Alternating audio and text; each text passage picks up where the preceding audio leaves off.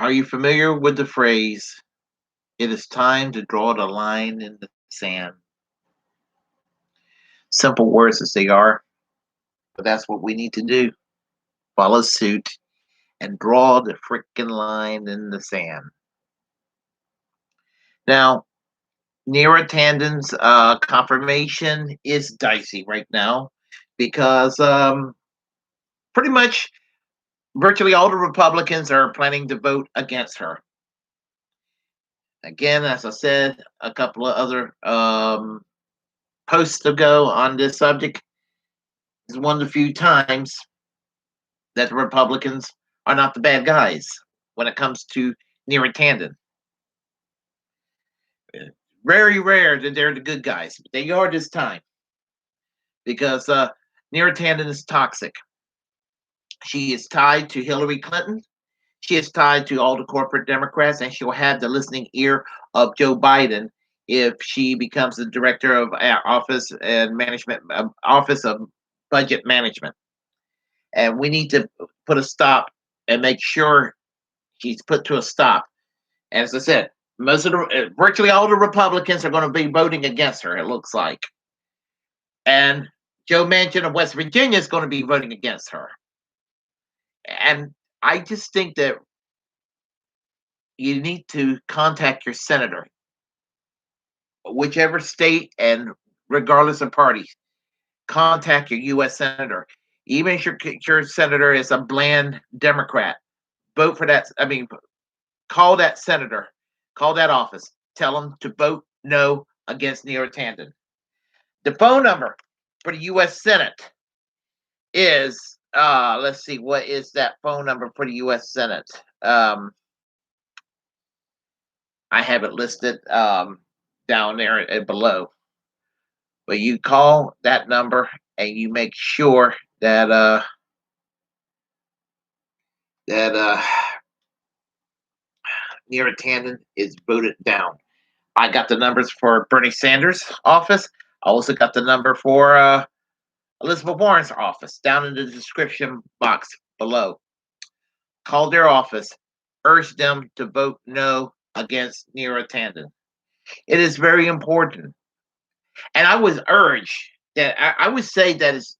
I would say that especially Elizabeth Warren and Bernie Sanders, it'd be more important symbolically than you know your bland Democrat like a Chuck Schumer or Dianne Feinstein, because with Elizabeth Warren or Ed Markey or Sherrod Brown or Bernie Sanders, these senators are the ones who are the most progressive. Oh, Kristen Gillibrand is not that bad now that I think about it, but the thing about it is,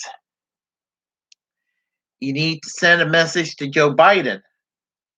And if you can't do force vote against Nancy Pelosi in the House, in the Senate, you can pretty much tell Joe Biden, "Hey, we don't want to be shit on by you corporate Democrats anymore, and please do not do what the squad did in the U.S. House and cowered away from challenging Nancy Pelosi.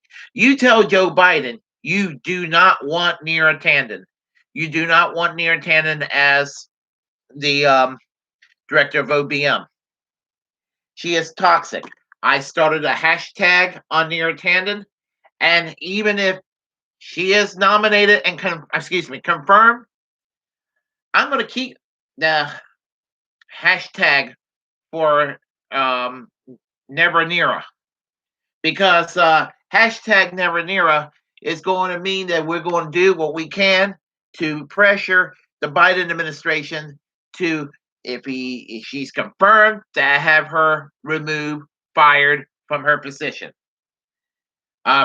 She is as toxic to the Biden administration as OBM as John Bolton was toxic to Donald Trump as the national security advisor. As I said, she is opposed to a $15 an hour minimum wage. She is opposed to unions, and she is a union buster. She is opposed to Medicare for all. She is essentially a foreign policy neocon. She is, if you're a progressive, to sit there to get elected to DC to try to buck the system, and then you come there and you go along to play along to get along. You know, who needs Joe Crowley? I mean, seriously. I mean, who needs Nancy Pelosi? Who needs all these corporate centrists if we're going to have people who are supposedly going to fight like hell to stand up not only against the Republicans but stand up against corporate Democrats too? What's the use to go and vote for these people and then to have it turned around when you get frustrated and you're attempting to vote Green Party or something? Then they get all triggered and act like that's forbidden. We need to send a message. Send a message to the corporate Democrats that they can't take us for granted. You think that the Republican Party's establishment sat there and all these years and ignored the Christian right or ignored the Tea Party in the last few years, or in the last 4 years ignored the MAGA movement? No, they enabled them. They catered to them. But for some reason, the left in the Democratic Party, who means well, get themselves in a position where they are planning to go and fight the good fight, and all of a sudden they end up getting pushed down. And I'm tired of that. I mean, unfortunately I'm going to say this in the next year or two. As long as this channel exists, I'm going to keep saying things like this. But it's really, really frustrating. And I wish that we could decide who our enemy is. Yes, we know Republicans bad, but so are corporate Democrats. And we're building a movement, and this is not building a movement. This is pretty much surrendering to the problem that unfortunately gave us Donald Trump to begin with. Um, it isn't. You're not to sit there and to criticize Biden and the Democratic leadership. Now, it's not enabling Trump. What's enabling Trump and what's enabling Republicans in general is when they go and the corporate Democrats are too afraid to govern in a way that needs to be governed. And I've seen this script before, and it's tiresome. It is tiresome to see this script being repeated. It happened under Bill Clinton, happened under Barack Obama.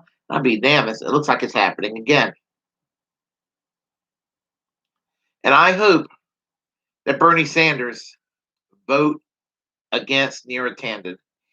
If he doesn't, although I will not, although I will not give up on supporting Bernie Sanders, I will be greatly disappointed with him.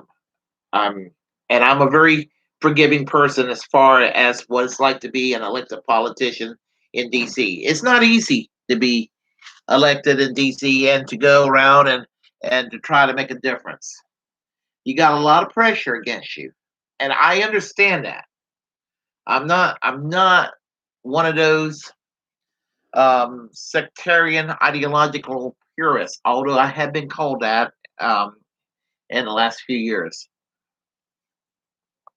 But this, sit there to go into DC and try to say, hey, enough is enough. Put your money where your mouth is and do it. That's what you got to do. Now, in Bernie Sanders' defense, he came to Congress 30 years ago. And I do think he's shaken things up. He's shaken things up in the U.S. House in his own ways, and he started to shake things up in the U.S. Senate, and he's shaken up the Democratic primaries twice. And I just hope that in the next several years, when he's either up for re-election or step down, that Bernie Sanders does not go into the next several years kind of being part of the problem that he was opposed to, that motivate him to go and take on the establishment to begin with. If you like what you heard, press like and comment. If you were not in agreement, comment anyway. Feel free to share the content on this channel. As a First Amendment absolutist, it's my duty to inform you that if you got a platform, utilize it. And if you don't have a platform, create one, utilize it, because we're the muckrakers of our time. And hit that subscribe button, that notification bell, so you can hear me rant fairly often. And until next time, I am American Social Democracy. Peace, and remember this, keep this in mind. Class struggle yesterday, class struggle today, class struggle tomorrow, class struggle until we have social and economic justice for all.